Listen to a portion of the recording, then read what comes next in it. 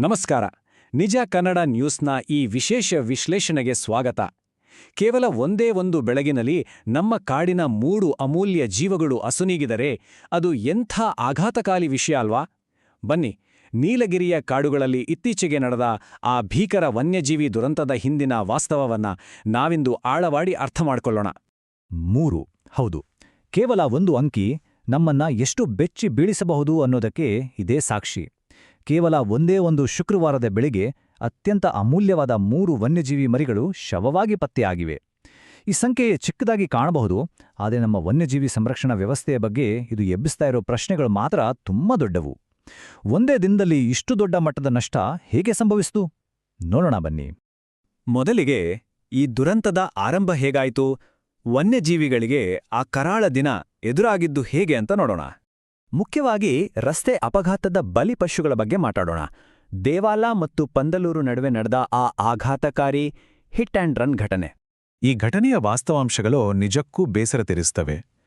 ದೇವಾಲಯದಿಂದ ಪಂದಲೂರು ಸಂಪರ್ಕಿಸುವ ರಸ್ತೆಯಲ್ಲಿ ಶುಕ್ರವಾರ ಬೆಳಿಗ್ಗೆ ಸುಮಾರು 6:30 ಹೊತ್ತಿಗೆ 2 ಮುದ್ದಾದ ಚಿರತೆ ಮರಿಗಳ ಶವಗಳು ಪತ್ತೆಯಾಗಿವೆ. ವಿಷಯ ತಿಳಿದ ತಕ್ಷಣವೇ ಅರಣ್ಯ ಇಲಾಖಾ ಸಿಬ್ಬಂದಿ ಸ್ಥಳಕ್ಕೆ ಧಾವಿಸಿ ಮರಣೋತ್ತರ ಪರೀಕ್ಷೆ ನಡೆಸಿದ್ದಾರೆ.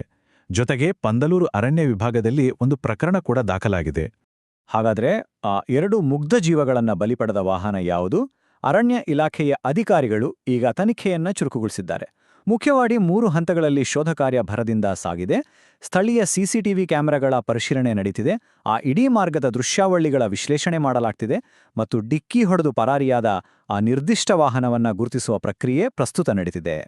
ಈಗ ಹೆಚ್ಚುತ್ತಿರುವ ರಸ್ತೆ ಅಪಾಯಗಳ ಬಗ್ಗೆ ಗಮನ ಹರಿಸೋಣ. ಇದೊಂದು ಜಿಲ್ಲಾದ್ಯಂತ ಆವರಿಸಿರುವ ಬಹುದೊಡ್ಡ ಬಿಕ್ಕಟ್ಟು. ಅರಣ್ಯದ ಮಧ್ಯೆ ಹಾದುಹೋಗುವ ರಸ್ತೆಗಳಲ್ಲಿ ಬಲಿಯಾಗ್ತಿರೋದು ಕೇವಲ ಚಿರತೆಗಳು ಮಾತ್ರ ಅಲ್ಲ. ಹುಲಿಗಳು, ಮುಳ್ಳುಹಂದಿಗಳು ಹಾಗೂ ಚಿರತೆ ಬೆಕ್ಕುಗಳು ಅಂದ್ರೆ ಲೆಪರ್ಡ್ ಕ್ಯಾಟ್ಸ್ ಕೂಡ ಪದೇ ಪದೇ ಈ ವೇಗದ ವಾಹನಗಳ ಅಡಿಗೆ ಸಿಲುಕಿ ಪ್ರಾಣ ಕಳ್ಕೊಳ್ತಿವೆ. ಅಂದ್ರೆ ನಮ್ಮ ಕಾಡುಗಳೇ ಈ ಪ್ರಾಣಿಗಳಿಗೆ ಸುರಕ್ಷಿತವಾಗಿಲ್ವಾ ಅನ್ನೋ ಕಟು ಸತ್ಯ ಇಲ್ಲಿ ಸ್ಪಷ್ಟವಾಗಿ ಅರ್ಥ ಆಗ್ತಿದೆ. ಇಲ್ಲಿನ ವಾಸ್ತವ ನಿಜಕ್ಕೂ ನಿರಾಶಾದಾಯಕವಾಗಿದೆ. ಒಂದೆಡೆ ಇತ್ತೀಚಿನ ವರ್ಷಗಳಲ್ಲಿ ವನ್ಯಜೀವಿಗಳ ರಸ್ತೆ ಅಪಘಾತಗಳ ಪ್ರಮಾಣ ಗಣನೀಯವಾಗಿ ಹೆಚ್ಚಾಗ್ತಿದೆ.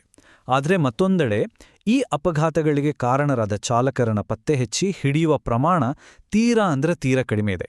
ಈ ಅಂತರವೇ ಅನೇಕ ಚಾಲಕರು ಯಾವುದೇ ಭಯವಿಲ್ಲದೆ ಅರಣ್ಯ ಪ್ರದೇಶಗಳಲ್ಲಿ ಅತಿ ವೇಗವಾಗಿ ವಾಹನ ಚಲಾಯಿಸಲು ಕಾರಣವಾಗಿರಬಹುದು ಅಲ್ವಾ? ಈಗ ಅಂದೇ ನಡೆದ ಮೃತ ಹುಲಿ ಮರಿಯ ವಿಚಾರಕ್ಕೆ ಬರೋಣ. ಇದು ಮದುಮಲೈ ಹುಲಿ ಸಂರಕ್ಷಿತ ಪ್ರದೇಶದಲ್ಲಿ ನಡೆದ ಘಟನೆ.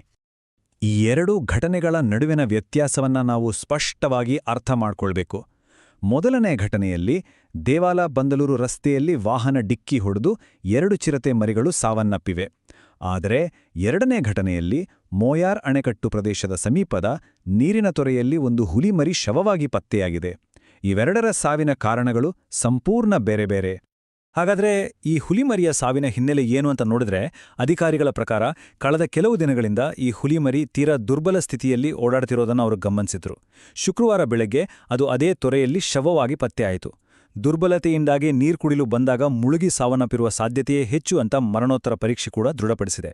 ಇದೊಂದು ನೈಸರ್ಗಿಕವಾದ ಆದರೆ ಅತ್ಯಂತ ವಿಷಾದನೀಯ ಸಾವು. ಕೊನೆಯದಾಗಿ ವನ್ಯಜೀವಿ ಸಂರಕ್ಷಣೆಯ ಸವಾಲುಗಳು ಮತ್ತು ತುರ್ತು ಕ್ರಮಕ್ಕಾಗಿ ಕೇಳಿಬರುತ್ತಿರುವ ಆಗ್ರಹದ ಬಗ್ಗೆ ನೋಡೋಣ. ಒಂದೇ ದಿನದಲ್ಲಿ ನಡೆದ ಈ ಸಾವು ನೋವುಗಳನ್ನು ತಡೆಯೋ ನಿಟ್ಟಿನಲ್ಲಿ ವನ್ಯಜೀವಿ ಸಂರಕ್ಷಣಾವಾದಿಗಳು ಅರಣ್ಯ ಇಲಾಖೆಗೆ ಸ್ಪಷ್ಟವಾದ ಸಲಹೆಯನ್ನ ಮುಂದಿಟ್ಟಿದ್ದಾರೆ. ವನ್ಯಜೀವಿಗಳು ಹೆಚ್ಚಾಗಿ ಓಡಾಡುವ ಮಾರ್ಗಗಳಲ್ಲಿ ಹೆಚ್ಚಿನ ವೇಗ ತಡೆಗಳನ್ನ ಅಂದ್ರೆ ಸ್ಪೀಡ್ ಬ್ರೇಕರ್ಗಳನ್ನ ಅಳವಡಿಸಬೇಕು. ಜೊತೆಗೆ ಜಿಲ್ಲೆಗೆ ಬರುವ ಮತ್ತು ಹೋಗುವ ಪ್ರವಾಸಿ ವಾಹನಗಳ ಚಾಲಕರಿಗೆ ಸೂಕ್ತ ಅರಿವು ಮೂಡಿಸಬೇಕು ಅನ್ನೋದೇ ಈ ಆಗ್ರಹದ ಪ್ರಮುಖ ಉದ್ದೇಶ. ಇದೆಲ್ಲವನ್ನೂ ನೋಡಿದಾಗ ಒಂದು ಬಹುಮುಖ್ಯವಾದ ಪ್ರಶ್ನೆ ಕಾಡುತ್ತೆ. ಮಾನವನ ಅಭಿವೃದ್ಧಿ ಮತ್ತು ಪ್ರವಾಸಿಗಳ ಪ್ರಯಾಣ ನಾವು ಇಂದು ನೋಡಿದಂತಹ ಭೀಕರ ಸಾವು ನೋವುಗಳನ್ನು ಉಂಟುಮಾಡದಂತೆ ಸ್ಥಳೀಯ ವನ್ಯಜೀವಿಗಳೊಂದಿಗೆ ಹೇಗೆ ಸಹಬಾಳ್ವೆ ನಡೆಸಬಹುದು? ಪ್ರಾಣಿಗಳ ಜೀವದ ಬೆಲೆ ತತ್ತು ಮಾಡುವ ಈ ಪ್ರಯಾಣ ನಿಜಕ್ಕೂ ನಮಗೆ ಬೇಕಾ? ಯೋಚಿಸಿ. ಈ ವನ್ಯಜೀವಿಗಳ ಬದುಕುವ ಹಕ್ಕನ್ನು ಕಾಪಾಡುವ ಜವಾಬ್ದಾರಿ ನಮ್ಮೆಲ್ಲರ ಮೇಲಿದೆ. ಈ ಆಳವಾದ ವಿಶ್ಲೇಷಣೆಯನ್ನು ವೀಕ್ಷಿಸಿದ್ದಕ್ಕಾಗಿ ಧನ್ಯವಾದಗಳು.